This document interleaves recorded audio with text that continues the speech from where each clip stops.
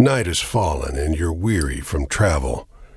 Stars fill the sky above, and in front of you is a brightly lit wooden house, the only building you've seen for days. You walk toward the house, hearing the sounds of laughter and talk as you reach the door and push it open.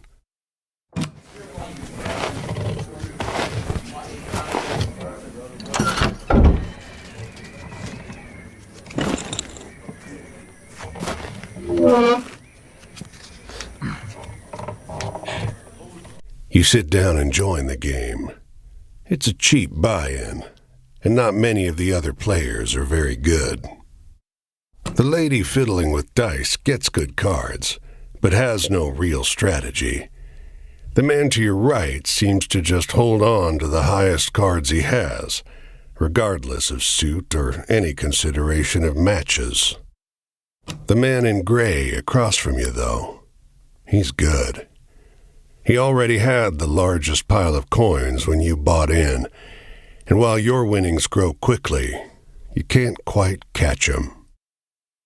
One by one, the other players leave the table, sometimes with pique or with wry humor, leaving their winnings with you or the man in gray.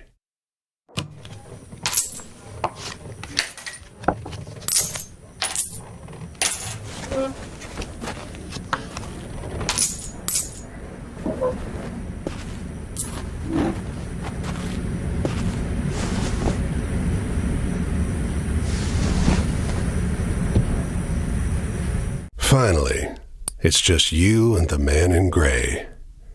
He looks at you, full of humor, and winks. Last hand? He deals, you draw, and look at your hand. It's good. It's great. The best hand, in fact. A royal straight flush. Spades. Aces high. But the man in gray pushes forward his whole pile. You're not sure exactly how much it is, but it's more than you've got. You can't match that. The man in gray stops you. Now, if you like, I'll let you wager your word. I know you'll be good for it. Just promise you'll pay the debt, however I ask.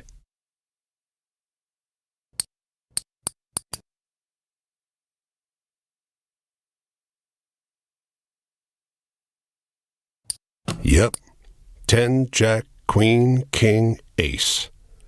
All spades. The man in gray smiles. All right then, I'll call.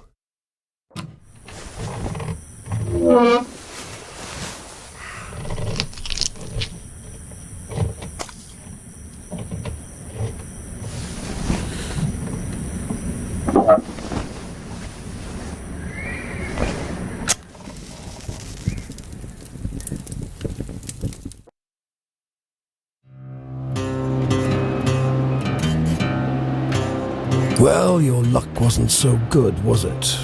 That's quite the hand, but not for the game we're playing. I'm afraid you owe me. Your life, sure, but more than that, your labor. You see, this land is built on stories. It's one big story, this country, woven of many small ones. Few of the small ones are strictly true, and the big story is mostly a lie. All the stories and songs and myths and legends start somewhere, with a seed. As they're told and retold and passed around, they grow and change to become the stories we know.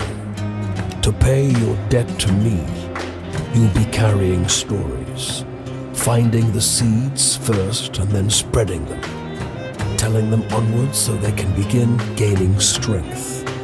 This is no light task. Stories are heavy. Most of the stories you'll find will be small seeds. They might be true, but they'll grow wild and unbelievable with the telling. The more important stories are the true ones, the ones people will tell you about their own lives. Those often get lost in the weaves of the big story. The more true stories you can find and tell, the more you can weave that truth into the big story. Tarnish it a bit perhaps, but isn't a dingy and battered truth better than a shining lie? Now, go ahead. You tell me a story. I'll trade you some information about your task.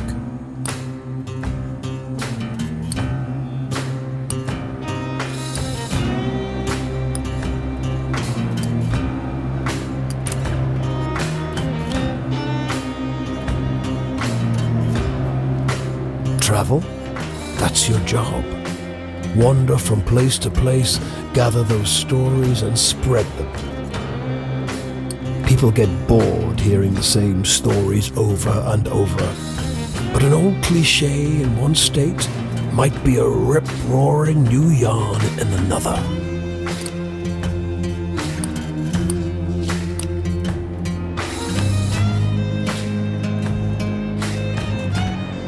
You'll sometimes have to make choices about what kind of story you're finding. Is it a love story or a tragedy? Don't gather too many of one kind, though. This grand story needs variety.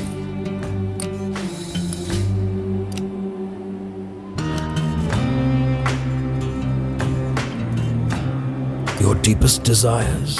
Your greatest wish? Heaven? Big Rock Candy Mountain? El Dorado, the Promised Land, that place just over the ridge where they all say that the water tastes just like the sweetest wine. Well, I don't know where that is. It's supposed to be somewhere in this country. Ask the people you meet. They're all searching for the same thing.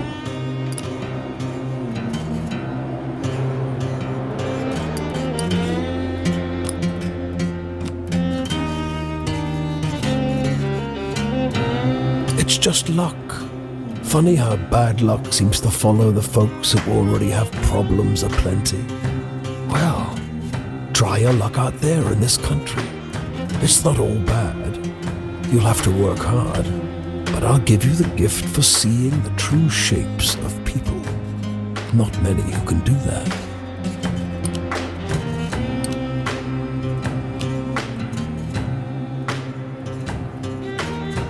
I'll strip away your flesh to make the journey easier, but still you will feel pain, hunger, weariness, thirst, and despair.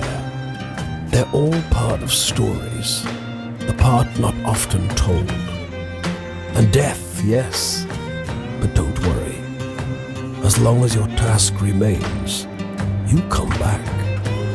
Go on your way, seeker. Maybe we'll meet again, or maybe not.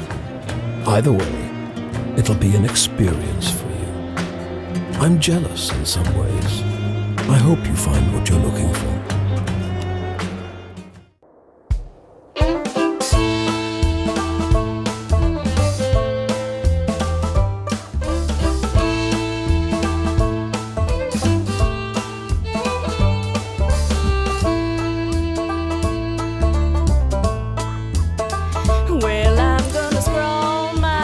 This bungalow is being ransacked.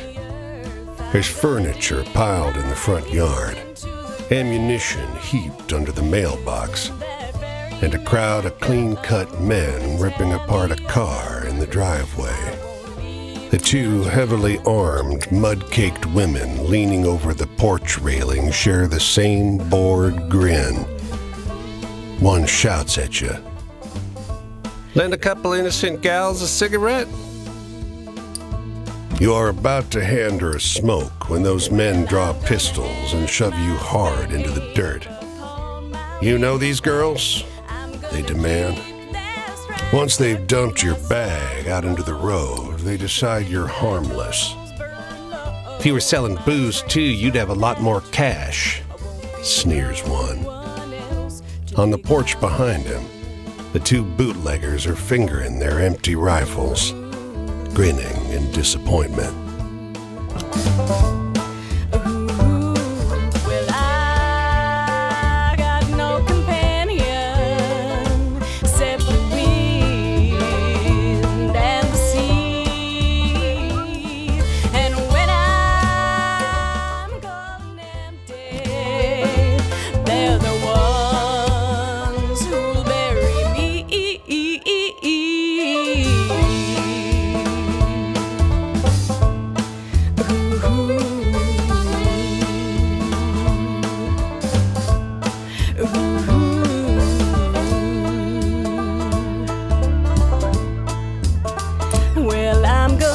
Off the road and into the woods, you can't help but come across this package by the old tree tied to a sturdy stick.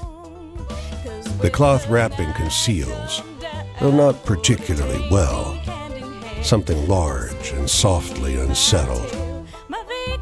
Little eyes blink back at you from inside the bundle. The shape gives a start. Please don't tell my pa that I'm in here. It says in a small voice. Pa doesn't want to live with us anymore, but I want to go with him. Don't tell him, please.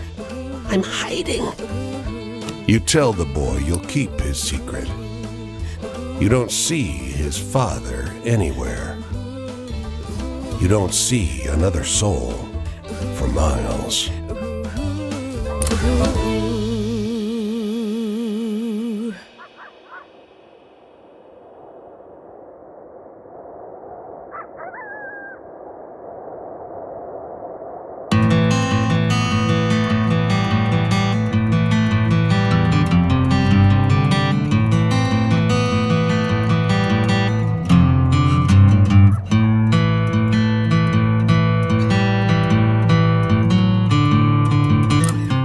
They don't come every year, you know. The old man is sitting at the edge of a rotting old pier, crooked legs dangling over the water. He watches a pair of seagulls preen and groom each other on a rock just off the shore. Just when the fishing is going to be good. He taps great, black, thick globs of spent tobacco out of a huge ceramic pipe. I got another year, I guess. Another year of this town being here, he replies, letting a grin spread across his face. If the seagulls came, that means enough fish to keep it in place.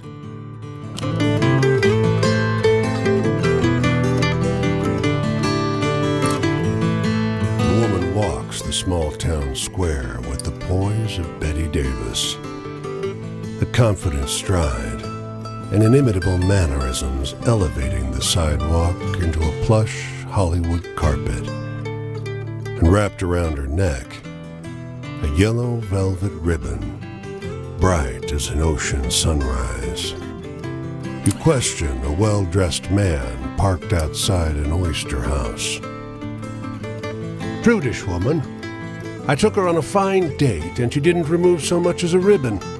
Excuse me, can you step back from the coop? That's the spirit. You decide to seek a second opinion. You talk with a waitress smoking outside a diner. Something funny about her. Just showed up one day. Doesn't work, doesn't live anywhere as far as I know. Just around. Myself, I'd love to know who made all her beautiful clothes. The longshoreman watches stevedores load up a crane. Yellow ribbon? That woman's dead. Ghost dead. Buddies of mine, they've seen her all over the Atlantic for decades now.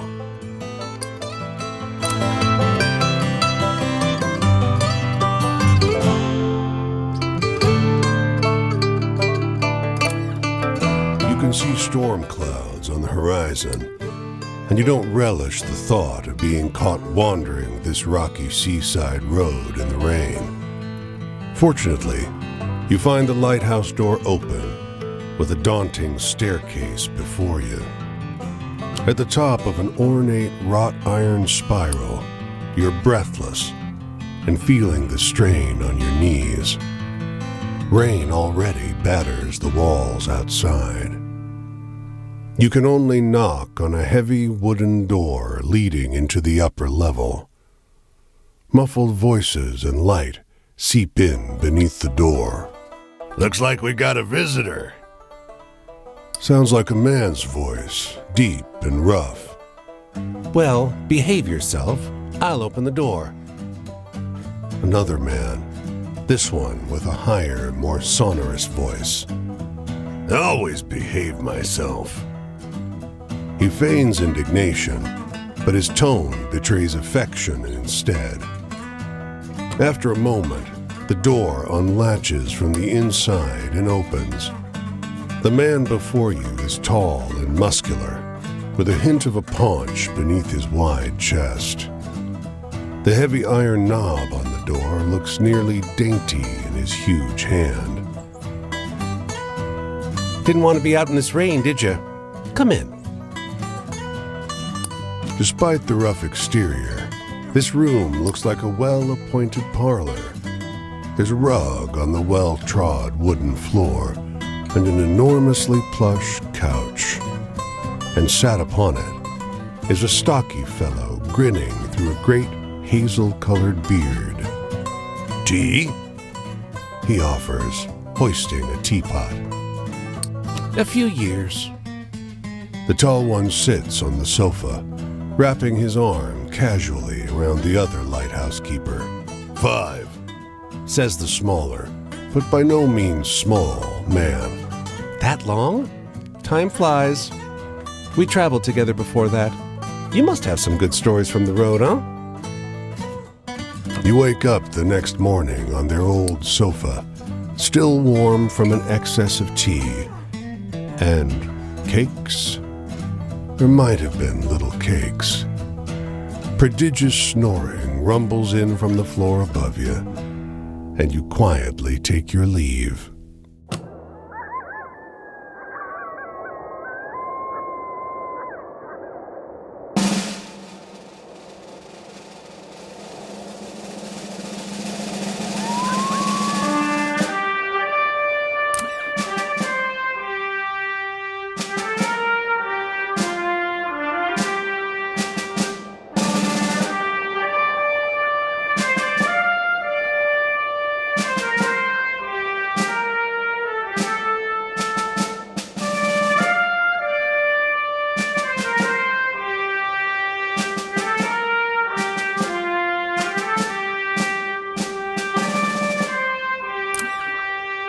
A dusty truck and a man on horseback pull up next to one another in front of the grocer.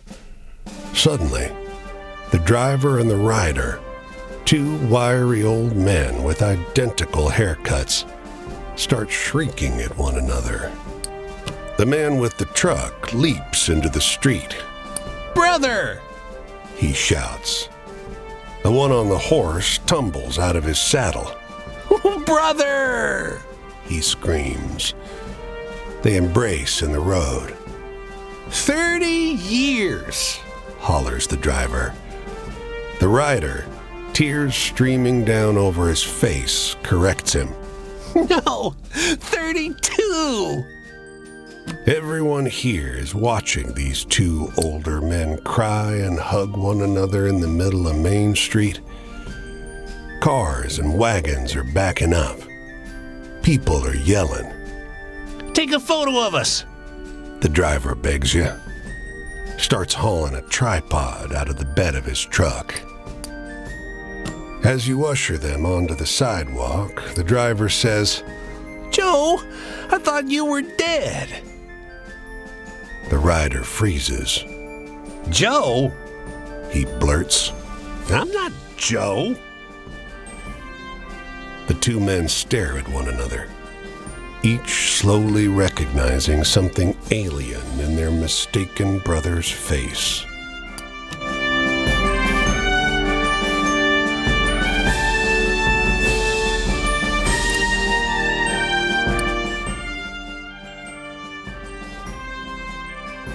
This city is like no other you've been to. Crooked streets splay out in a maze of narrow passages, no two alike. Soon, you find yourself in twilight, utterly lost. Bright light crests around one corner, a car approaching. Unable to afford rescue, you keep walking. The asphalt turns to crooked cobblestones that threaten to wrench your ankle out of place. Was this always a moonless night? The stars multiply, each one looking like a pinprick through which light is exiting the terrestrial world. It's hard finding your way through in pitch darkness. You go by touch and sound, feeling the scale of the streets by the echoing of your footsteps, fingers tracing the rough surface of the buildings. And then, a rumble of noise in the distance. You quiet yourself, suddenly fearful. The clear sky tells you it's not thunder, but cannon fire. The city comes alive with fires and shouting. You find yourself trampled by a mob of men in thick brown coats, a phalanx of bayonets advancing up the street. When you come to, there's no sign of the commotion, the war that you were just caught in. The comically shrill honk of a Model A running up the road startles you, and you crawl toward the sidewalk. Above, the sky is a sharp, cold, cloudless blue.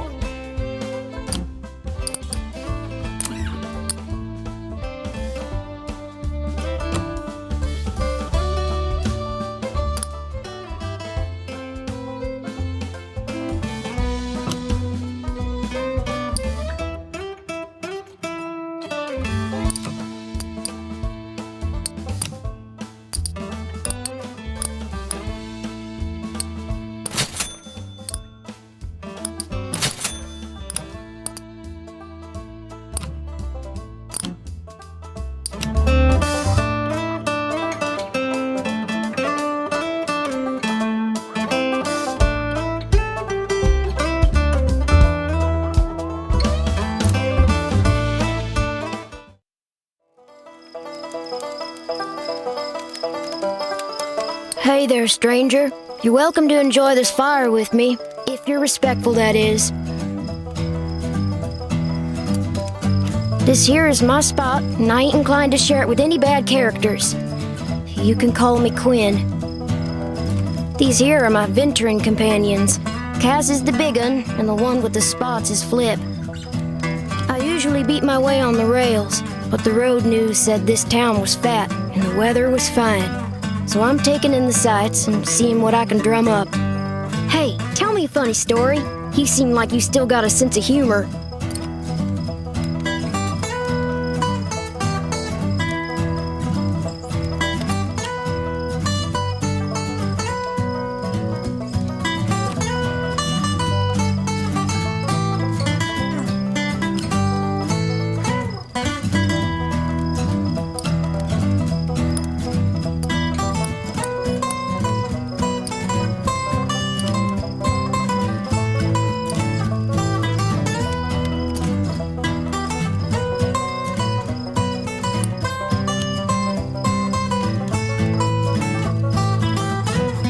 That was a chuckle, to be sure.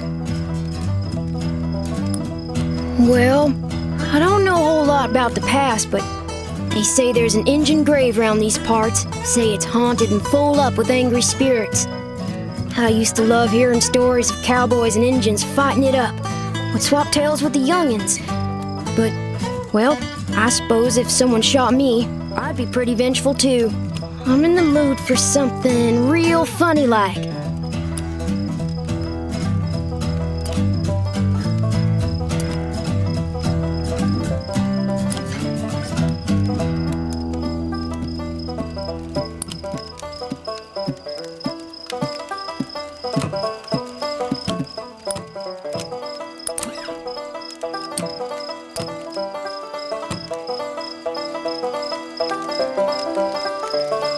Ain't life got enough tear-jerkers in it without telling stories like that? Jeez. Traveling, I sure do love it, and I seen some pretty things out there. I seen serpent trains passing on a green and gold sea. I seen mountains so tall and forests so thick, nobody will ever tame 'em. I once seen a bunch of townies skinny dipping in a river. That sure was something. I seen terrible things too. Biblical floods and starving folks, and black blizzards full of dust. Hey, do you got any really thrilling stories to tell? I'm hankering for one of those.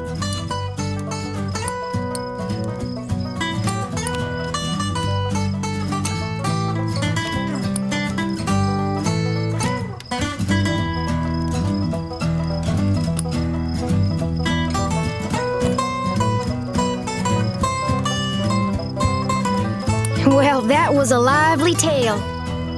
Authority, bosses and such. I ain't nobody's little Angelina, if that's what you're asking. I take care of myself and my dogs.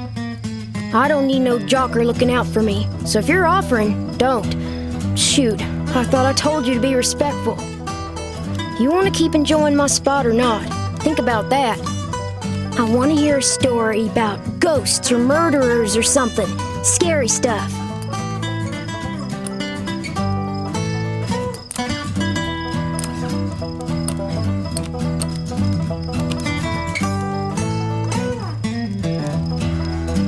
Well, that sure was a downer. Give me a good venture tale instead any day. My family. There ain't no way I'm gonna start jaw-flapping about those bastards. Judases, the lot of them. Nuff said. I'm in the mood for something real funny-like.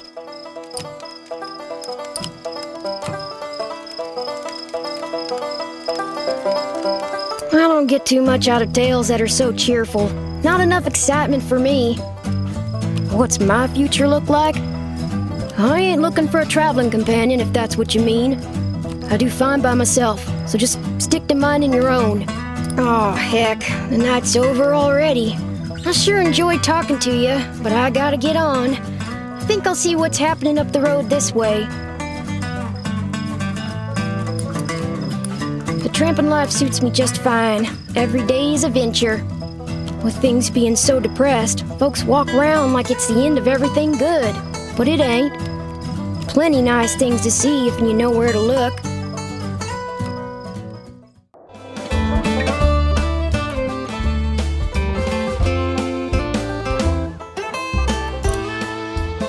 His clothes are expensive, but unkempt.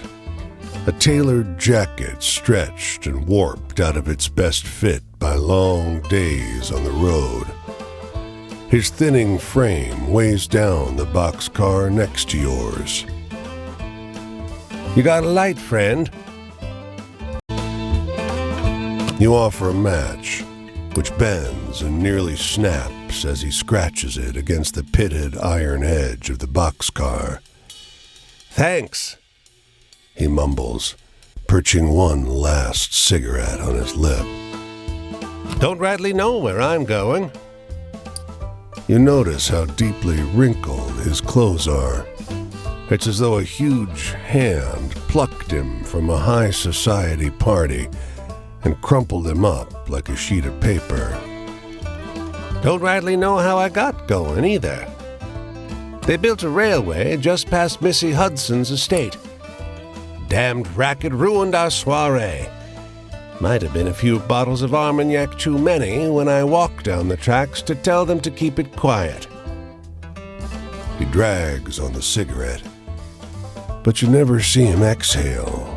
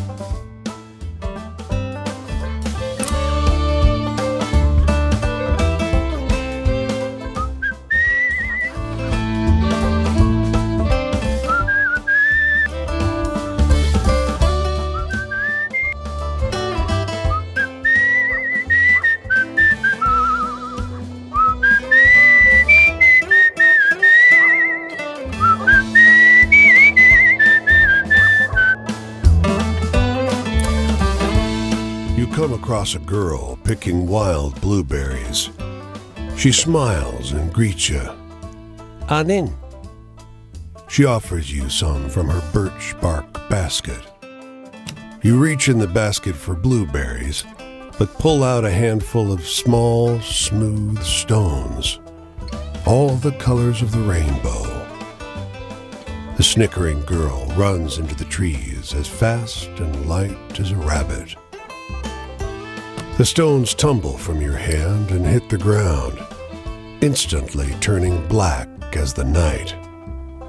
Your heart leaps in surprise.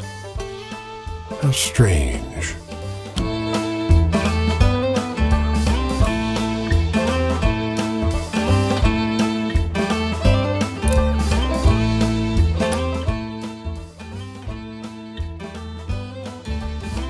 The engines belch black smoke as the ferry churns gray water into froth.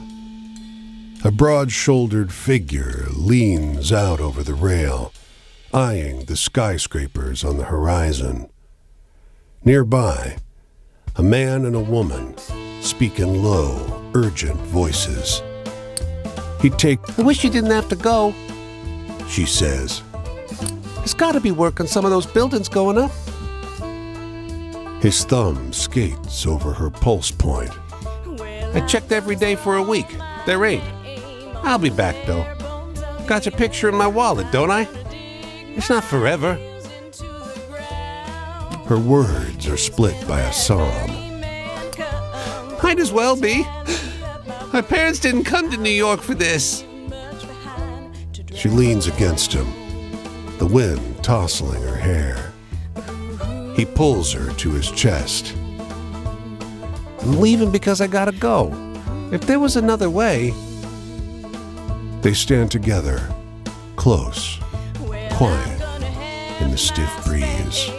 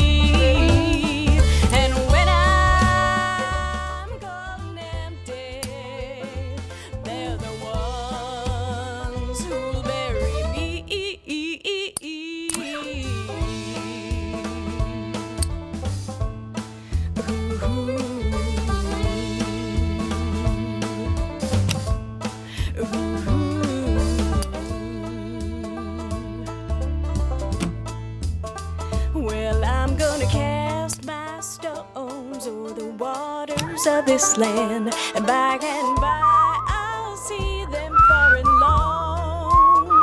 'Cause when the night comes down for to take me hand in hand, this will be my tale, my vagrant song. This will be my tale,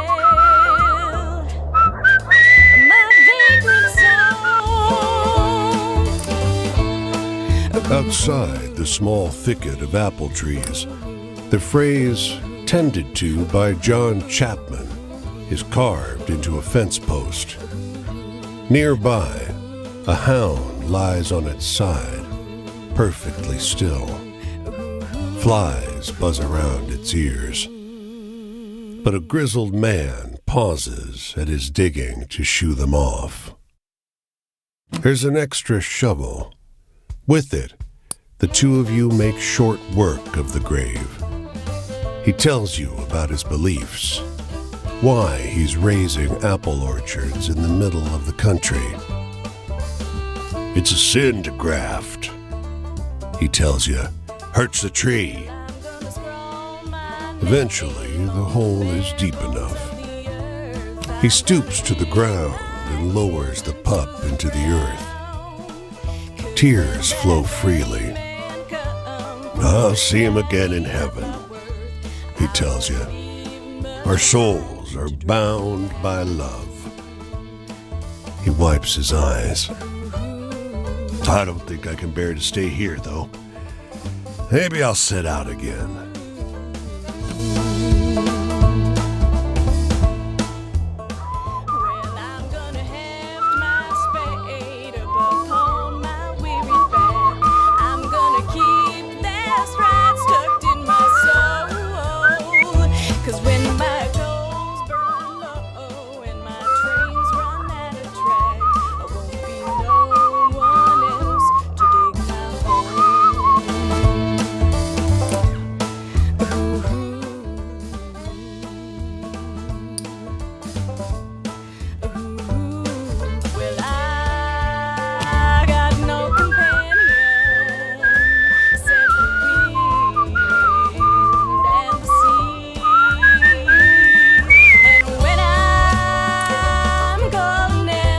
edge of summer has turned the ocean choppy and misanthropic, and the skies miserably gray.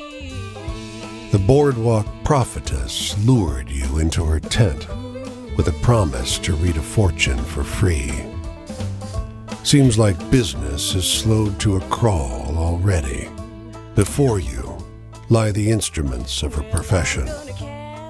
There's tarot cards, Rider-Waite, but also Marseille for traditionalists, rosary beads and costume jewelry, and of course, the centerpiece, a great glass globe. With practiced theatricality, she goes directly for the crystal ball, letting her eyes unfocus as though she can see a great distance into it. She brings up names, places, asks if you've known someone called John, if you have a relative in Newark. You'll latch on to what she says, and together you dance towards some insights about your romantic prospects. It's relieving to meet an honest charlatan instead of the ghouls and ghasts of the road. You might even say you're having fun, until she abruptly stops talking. Your eyes, she says, her voice suddenly drained of the bassy drama that was her stock in trade. You've met him. You've seen him, too. You carry him with you. The words that come out of your mouth are not your own. They seem unwilling or unable to form properly out of a human throat. They're more like snarls, warning noises of a vicious animal. The glass globe shatters. Your vision is hazy, and your body is not your own. You came far to get away from me, the voice lodged inside you says, but this one has a way of wandering. The fortune teller has collapsed, cowering. Consider your debt to me repaid. When you come to your senses, you're lying face down on the rough wood of the boardwalk, sore and weak. An empty patch of wood, cleaner than the surrounding planks, is all that remains of the fortune teller's tent.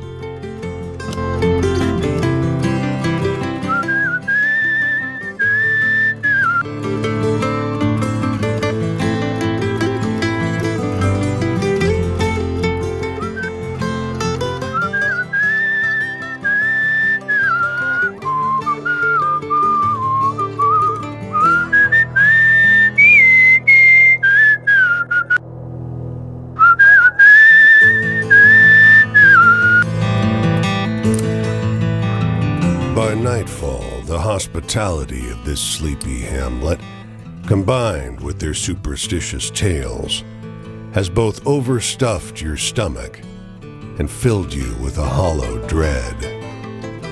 Folks say these woods are full of apparitions, witches, and worse. You curse yourself for getting on the road so late. In the moonlight, every valley and hollow at the feet of the Tappan Zee seems like a stolen shred of the abyss itself. Fireside tales seem less fanciful, and every cackling crow and moaning whippoorwill seems like a demon perched on the shivering, spindly trees. But something cuts through the noise. The muffled sound of hooves galloping on the cold, muddy road. When he finally slows his horse alongside you, it's as though he had just appeared out of the mist. He's astride a gigantic black courser, and though his boots are muddy and ragged, he wears an immaculate coat with great, shining buttons. From his saddle hangs an antiquated flintlock and a cavalry saber. In the darkness, You can hardly see above his towering shoulders. His voice is a rumbling croak, deep, but as though his throat is filled with thorns. Have you happened upon a cannonball around here? You can tell English isn't his first language. German is. His hand, so pale it's almost blue in the moonlight, grips the reins in a fist. You mumble an apology and watch as he silently rides away, back into the mist. He's cloaked in black, you notice from behind, but the blood running down over his shoulders glints crimson in the moonlight.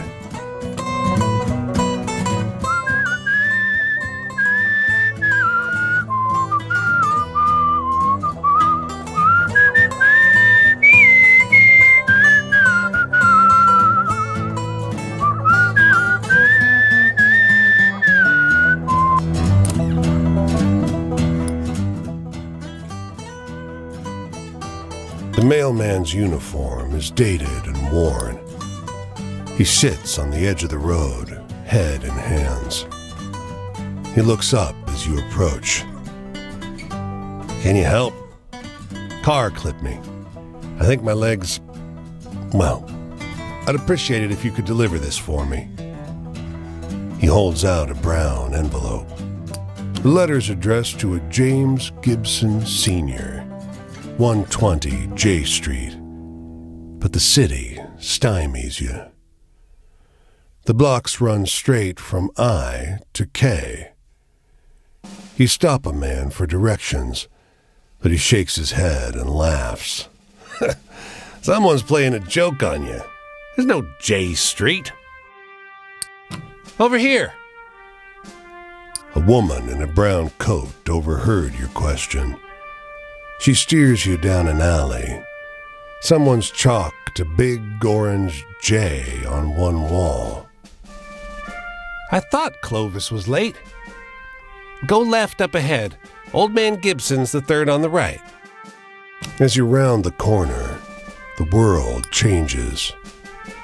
J Street is a place out of time, like the city forgot an entire street a century ago and carried on around it, oblivious.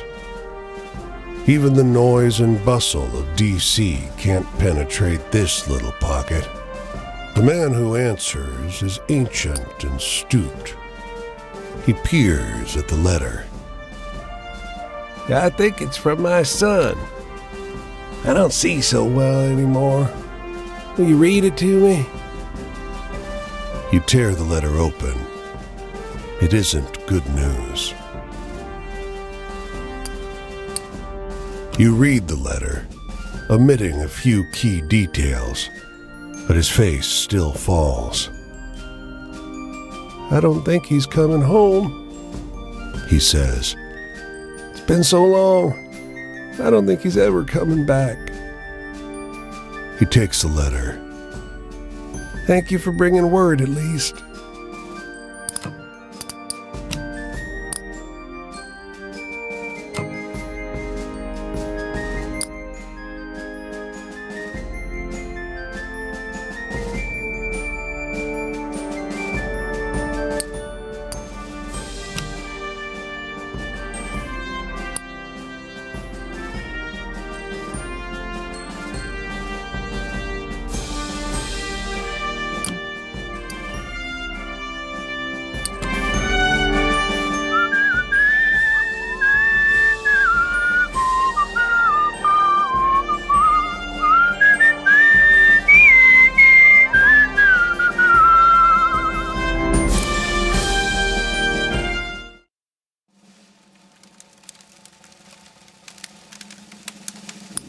My twin brother Paul and I always got into trouble, but we were good.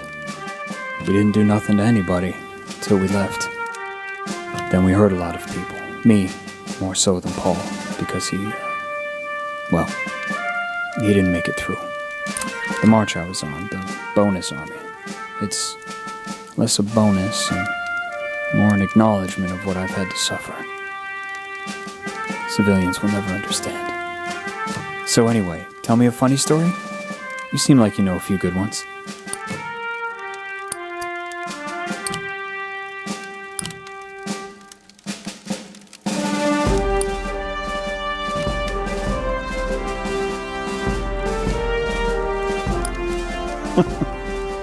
Yeah, Paul would have liked that one.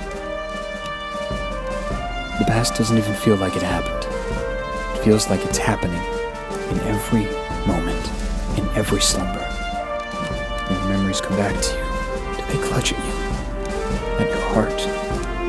You know any good jokes? I'm not so good at telling them anymore.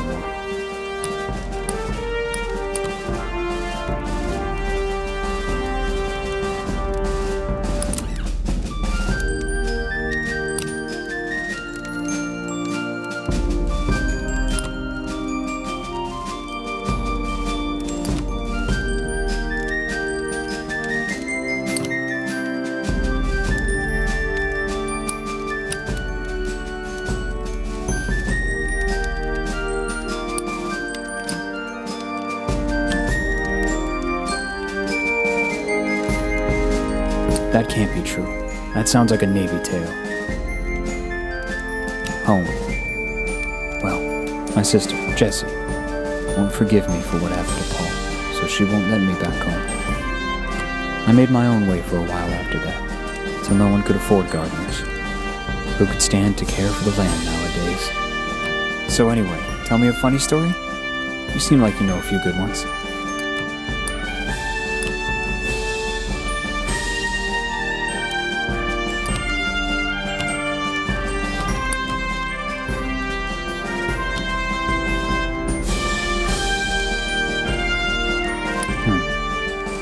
Life ain't like that, in my experience. But I guess my experience ain't normal. The future's the issue, ain't it? Great War leaves us nothing to go back to, plucking up the hope and leaving us only with the vile and the unforgiven. Tell me a happy story. Something to make the world seem kind.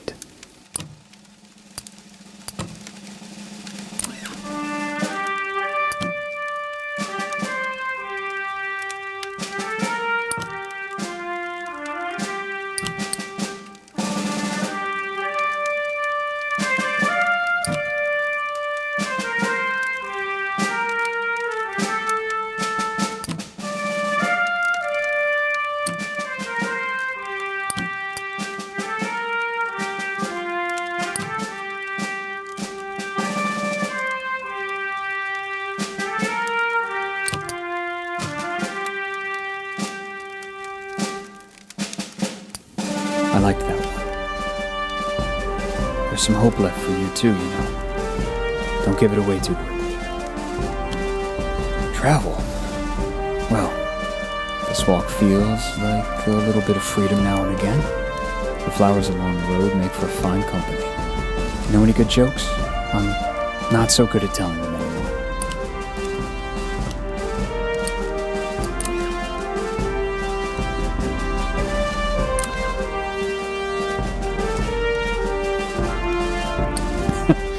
Wish I could tell that one to my sister.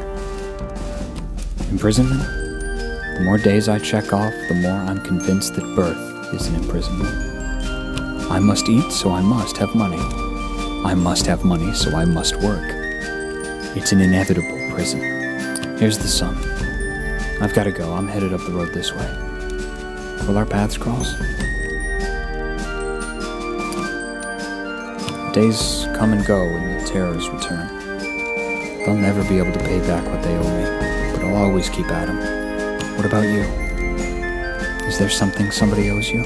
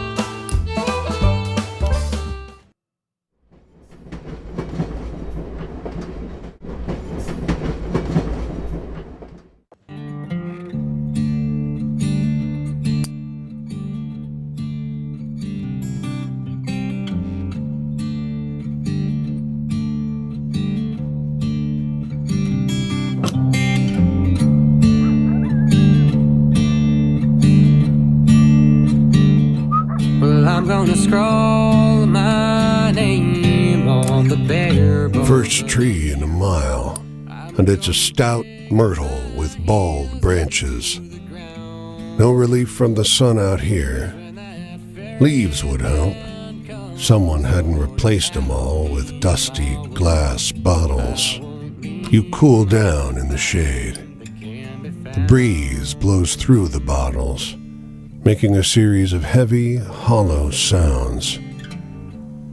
You think about wind chimes and the smell of fresh pies on windowsills. The dense sound of many conversations cuts your nap short. There's no one around. Not until you look up at the bottles.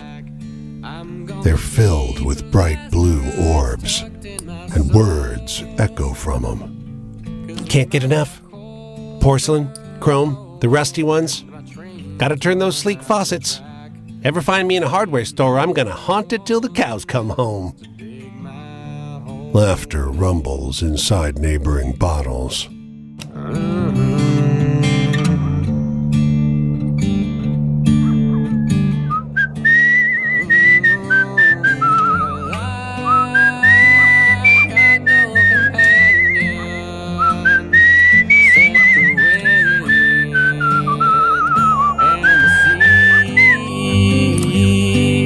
You emerge from the underbrush and find yourself at the edge of a field. A farmhouse sits at the other end. Close by, a large family is tending to the plants together. They pause and regard you, almost nervously. Hello there? The grandmother asks. The family is almost too nice to you. When you ask for water, they don't even let you walk to the pump by the house. A child runs back to the shed for a folding chair, and they serve you lemonade in a glass among the lettuce heads. Halfway through your glass, you notice someone moving furtively down by the house.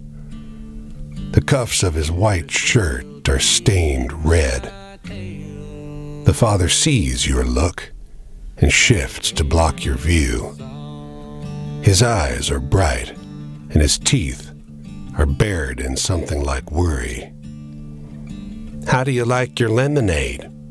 His wife arrives with a bag full of sandwiches for you, and the whole family ushers you back into the woods, waving, wishing you well. You take one look back over your shoulder. The man by the wall is gone.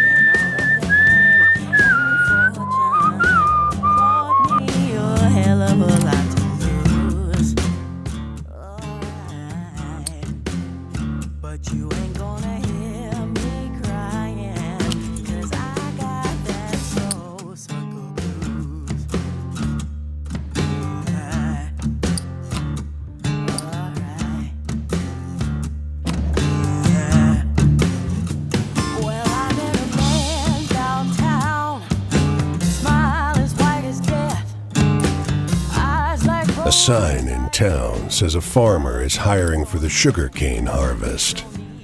A bag-eyed man drives you and 10 hungry strangers out into the cane, where he leaves you. Everyone gets a hatchet, but no instruction. The foreman is missing for some reason. Nobody is sure what to do. A young man in a red jacket stuffs all the hatchets in his pack. This is stupid, He says, I'm leaving. You can get $5 for a nice axe like this. He marches off into the cane and others follow. Don't! A young woman shouts after them. It's not right!